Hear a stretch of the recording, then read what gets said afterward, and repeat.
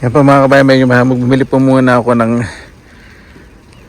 lupa, 40 liters, 6 pieces po, 12 euro.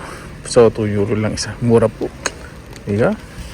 Kailangan po talagang bumili ng lupa pa para doon pa sa aking mga planters.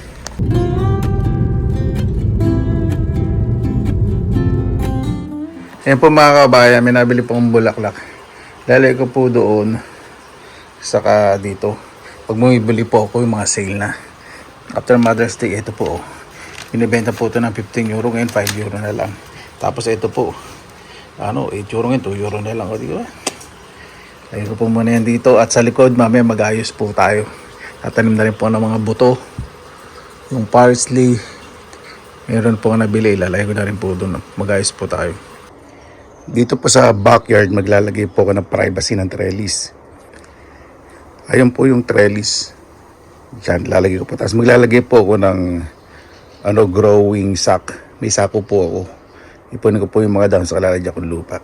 Para pag naglalakad din ako ng mamayaman, hindi ko na-istorbo yung neighbor ko na mas mayaman sa akin.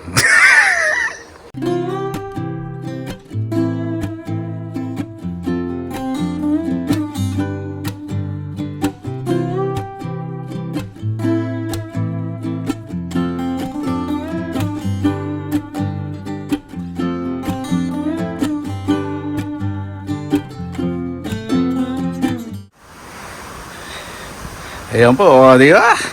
Simple. Para-paraan. Cable tie lang po ang ginamit ko para sa gapangan. At nag-iisip pa po ako maan pa pwedeng ilagay na tanim sa ilalim. Pero mag-ukay po ako sa gilid. Doon lalagay po yung sack planter. Yung sako na taniman ko. Pwede ko po muna yung mga dahon, lalagay ko sa sako, tapos papatungan ko po ng lupa bago ako maglagay ng mga buto. Meron po akong mga lumang taniman. Ito basurahan po ito, binutasan ko. Mura lang kasi. Nasa pag-ayos naman po. Ito yung mga dating pinaglagyan ng mga halaman. Butasan ko rin po ito. Tapos ito, yung malaking timba, Halloween. Butasan ko rin po. Di ba? Recycle lang. Nabili ko lang ito ng 50 cents lang yata. Counter season, dalawang piraso po. Ito po ilalagay ko po dun sa may trellis. Doon yung dalawa. So, mas malinis, maayos tignan.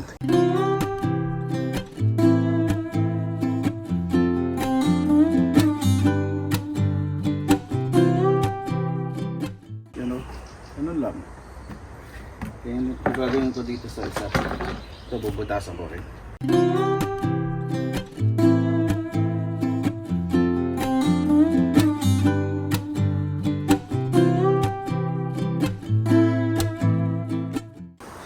Yan po. Nabutasan na ito na itong dalawang timba. So ito ko ilalagay. Diba?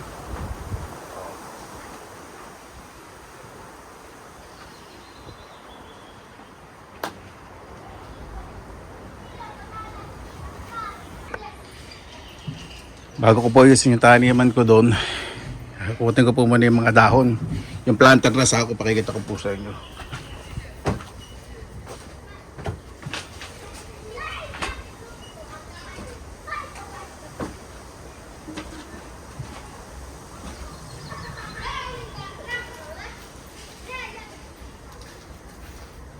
Ito yung planter na sako. Nakapal siya. Nakita niyo po yung dating garden ko. Nakatanim po dito. Baka ito na lang ilagay ko doon sa Ay oo. Ito na lang ilalagay ko doon sa may trellis. Tapos yung mga maitim na planter, hanap ang magandang pwesto na taniman. Baka dito yun.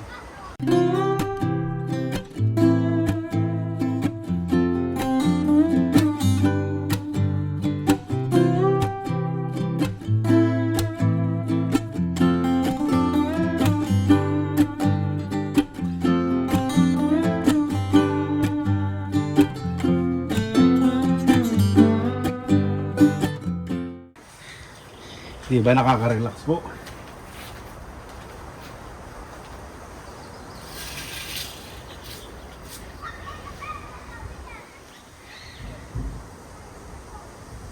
Baka dito ko na lang po lagay yung mga bilog na planters. Kaya lang baka mahirapan ng mga grass cutter. Hindi ako mahihirapan.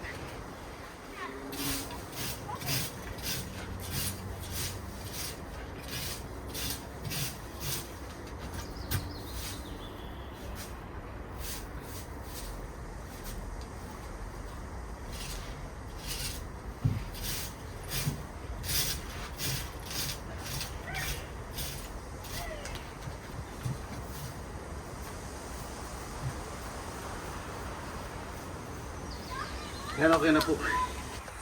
Tignan ko po muna yung ano.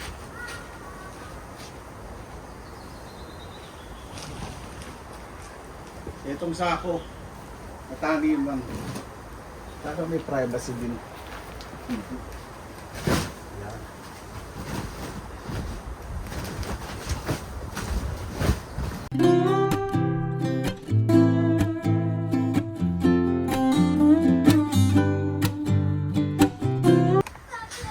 Ayan. Di ba?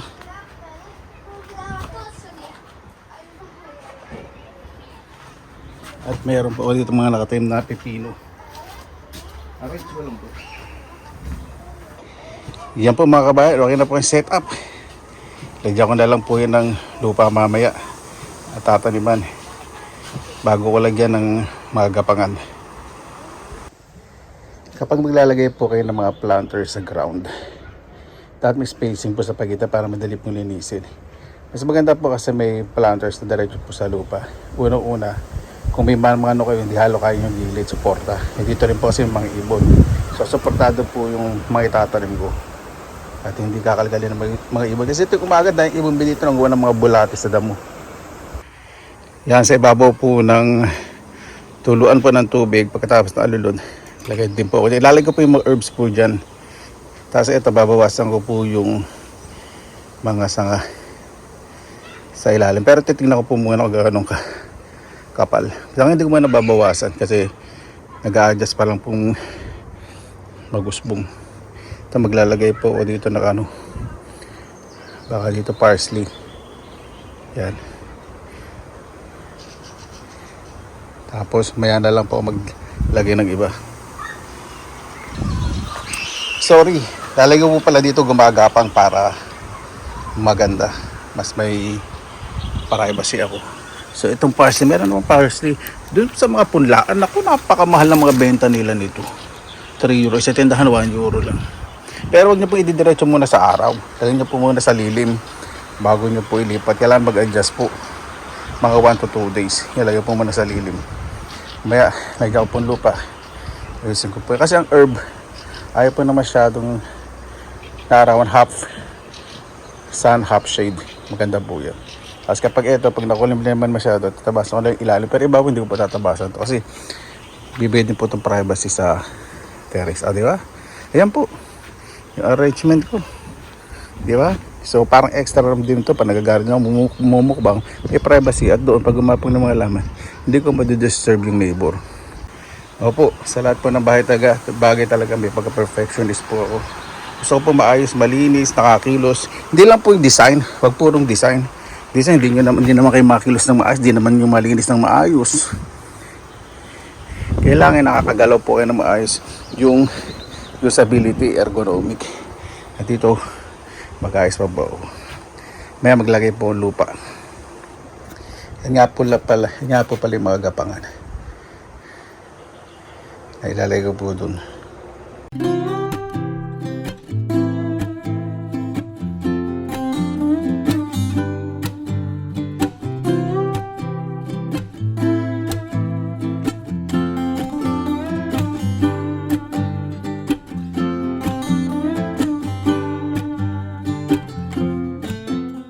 Ayan po mga kababayan. Lalagyan na lang po natin ng lupa at magtatanim na po. Maglalagyan na ako mga buto. Ito meron na po ito. Pipino. Ito pipino din. Yung mga chives doon. Ito sibuyas. Pag tumubo yung sibuyas, mataas sa pa maglalagyan ng buto yung companion plant. Ibig sabihin nyo pwede pong isama sa sibuyas. Hindi po lahat ng halaman pwede pagsamahin kasi magkakontra po yun sa nutrients. Tapos ito, mga bichuelas, Wala pa akong nakikitang tubo. Kasi malamig po nung tinanim ko. Kasi ito talaga ko ang bitsuelas. Tapos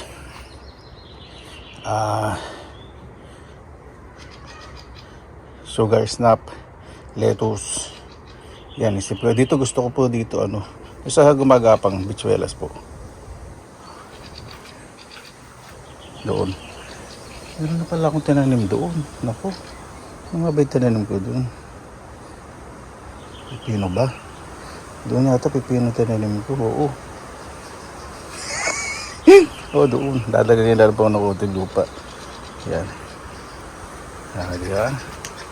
So magkakaroon privacy dito. At tingin wala na pag gumapang po dito. Dito isipin ko po kung anong klaseng itatanim ko. Baka bulaklak na gumagapang.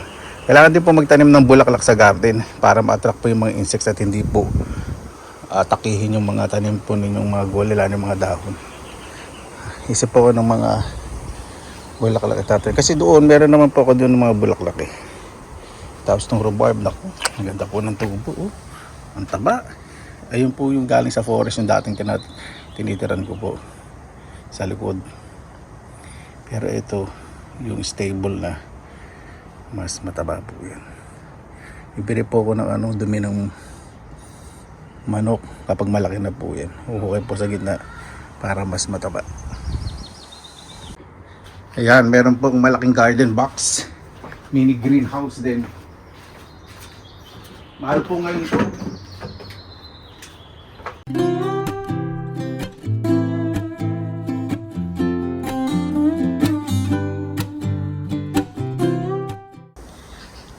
Di ba? Tapos dyan po tayo magmumukpa kapag malalago na po yung mga tanim ito, di ba?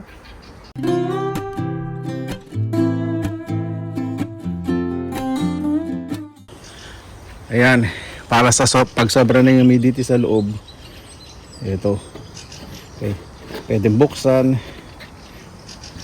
At pag malamig ang panahon, sarado. Para dire-diretso po yung pala. Ngayon, buksan po natin. Bago maglagay ng lupa. Di ba? Ganda! Ayan po, di ba?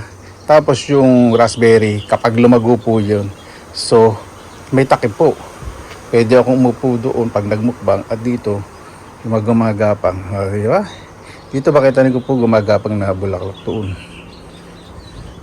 Hanap ako sa shop yung sale para hindi na ako maghihintay. Kailangan din po kasi mga bulaklak para mga insekto hindi atakihin yung mga tanim kong gulay. Ayan, sa gilid po na yun, sa simento po na yun, walang karakter. Hindi po magandang tingnan. Lalagay po ko doon ng mga planters.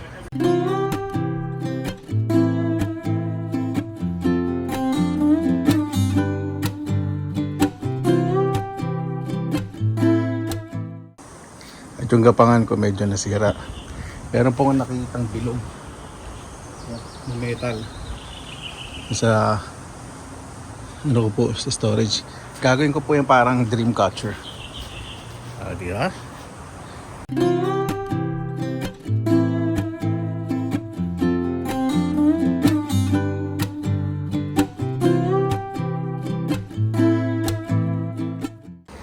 Ayan po mga kababayan, ganyan po muna tayo. Sensya na po hindi ko po maitutuloy. Dahil bigla pong kumilimlim at humahambog-hambog na. At medyo malamig po yung hangin. Ayoko naman pong magkasakit.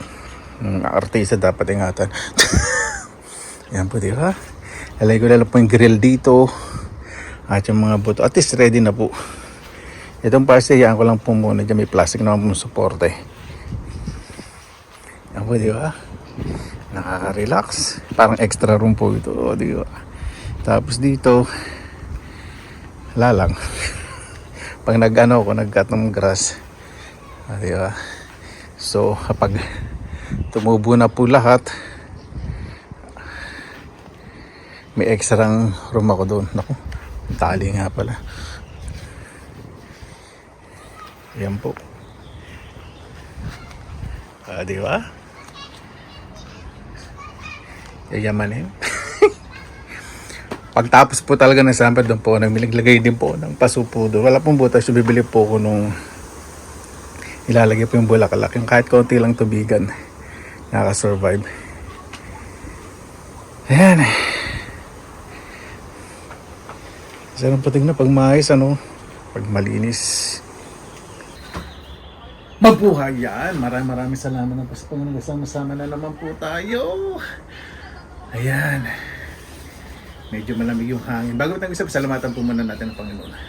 Panginoon, maraming salamat na po sa biyaya minigay po sa amin sa araw na ito. Naway ang bawat isa po napapagsulan sa pagkainan. Lalo na po yung malalayo po sa mahal sa buhay. Hiling po ng kaligtasan ngayon bala po sa amin. Sinusukong na po namin sa inyo lahat. Sa kanan ni Jesus. Amen. Nakalimutan ko pa kumuha ng ano. Lapit po sa playground po itong tinitiran ko. Malamig ang hangin. Sabaw ng bulalo, fried chicken. Ay naku, salamat po sa Diyos. Tatanim na lang po ako, maglalagay na lang po ako ng buto at maghanap po mga murang punla. Susunod na po tayo magmumukbang doon.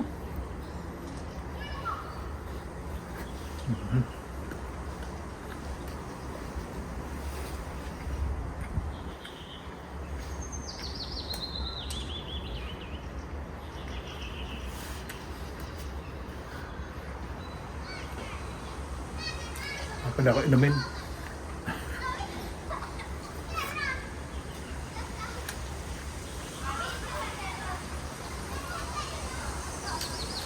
Baka may sili.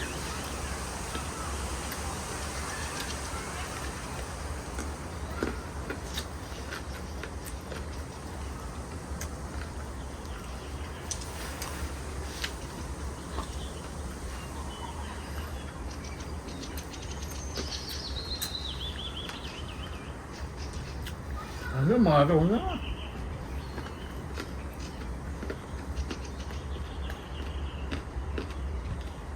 Alas 7 na po ng gabi. Wala na pong gabi dito. Pag summer po, wala nang gabi.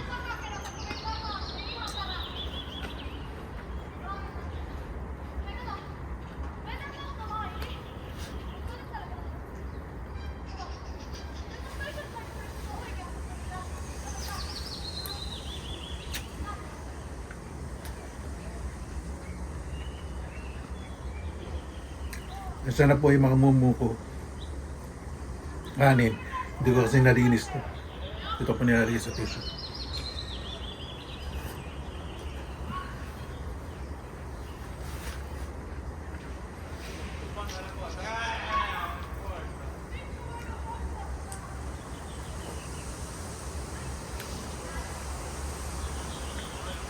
Oh.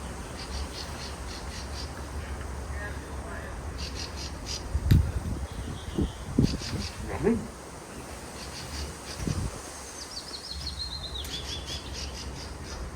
Naka-short lang ako.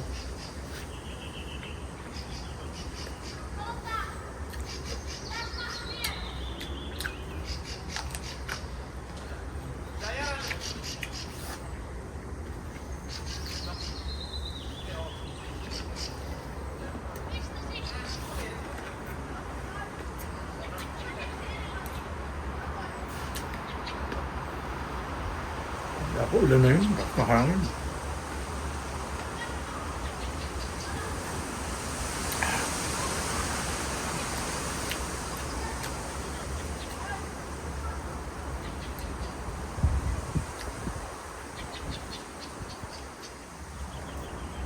Lalo na pag-aani ako ng gulay. Naku.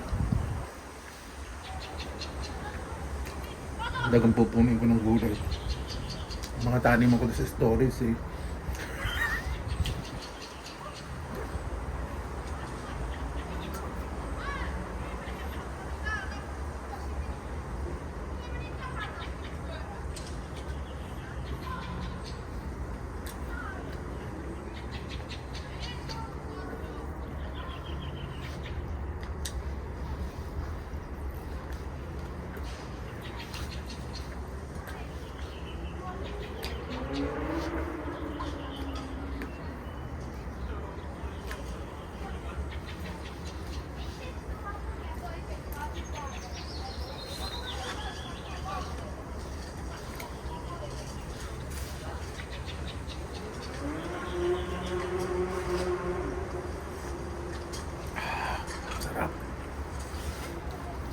talaga may ibabaw yung mantika kahit na malamig yung hangin, mainit pa rin.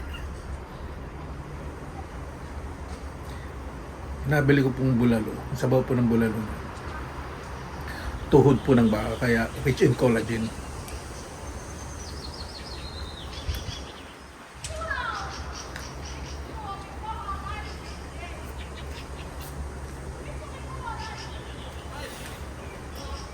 Ang sabaw. Dry na dry. Kanin ko.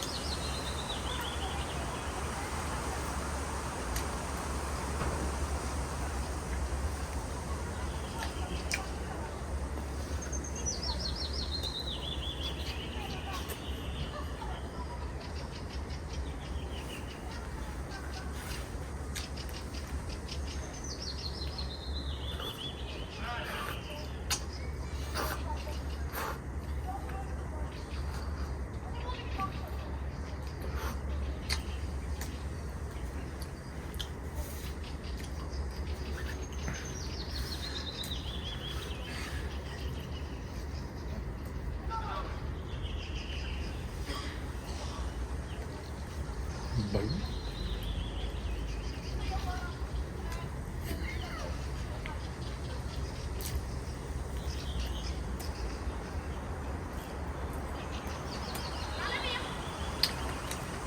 Nakatawa po. Kahit summer, dito po talaga ako lagi sa likod. Basta gusto mo nakikita ng mga bata doon, sa playground, naglalaro. Nakatawa.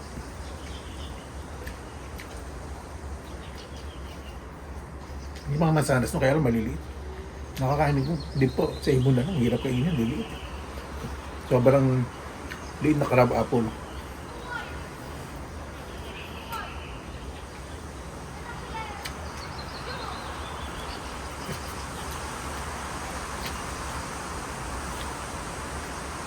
Ang hangin.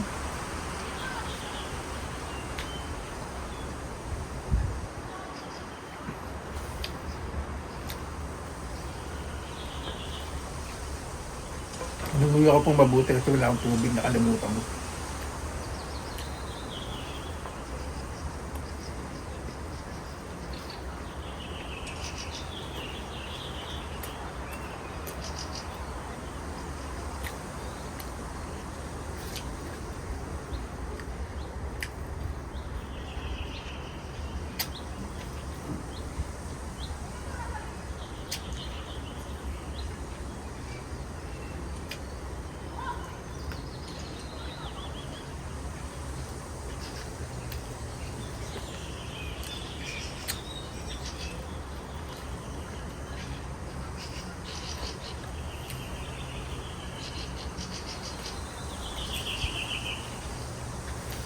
Doon po sa Finland, hindi nyo masyadong kailangan magbakod. Malibala lang kung malapit sa city. Kasi, naka-insured po yung bahay po ninyo. Kung may mawawala, kung magkano yung mawawala, talagang babayaran po ng insurance company. I-justify nyo.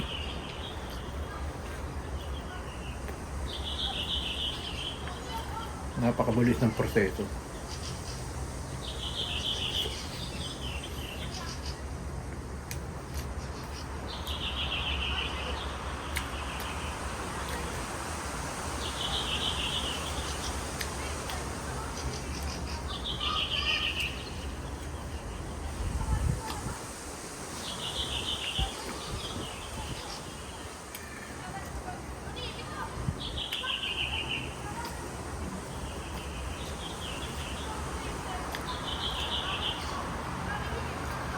Isang hangin.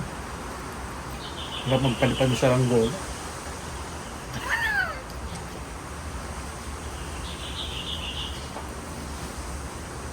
Pilipinas, mag-uulan-ulan na po. Ang problema pag napasok. Mainit na mainit.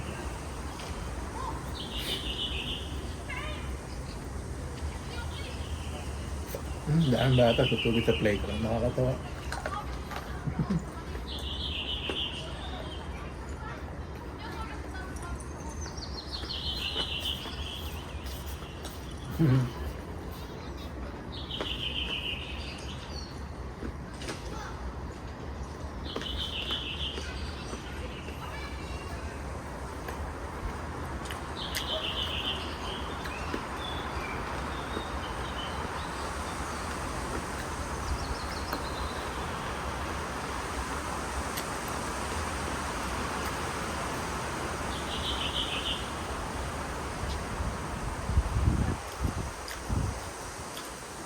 Kaya pagkatapos mag-construction, mag-garden o kahit saan, mag-ani ng palay, magtanim, masarap po wala yung mga pangat. Tapos yung paksiw, kasama may patis na may sili. Tapos, yung kanin buhag-hag. Naku po, may kamatis, asin, nakamaso. Sarap!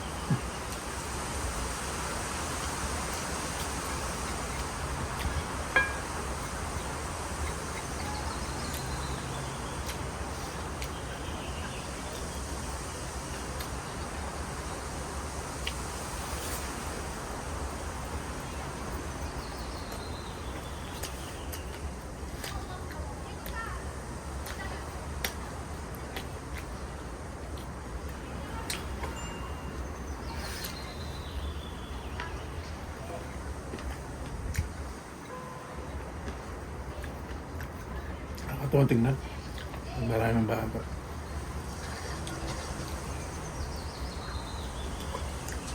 Ang daming ibon.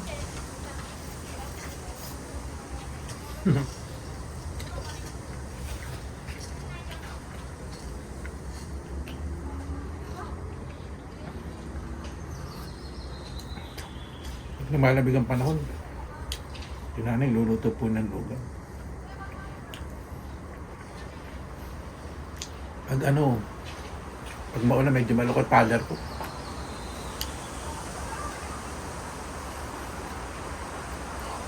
Kasi si nanay nagkakatay naman ako. Tinola, lugaw, aldereta. Masarap luto sa Tagalog yung manok.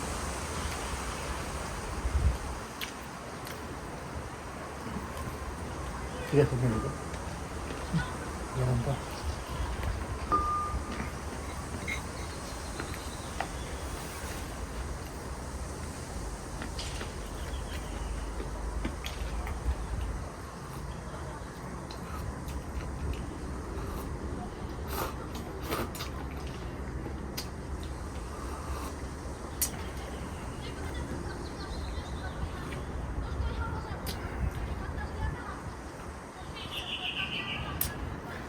Paano po mga kabayan, bago tayo magtapos, salamatan po muna natin ng Panginoon.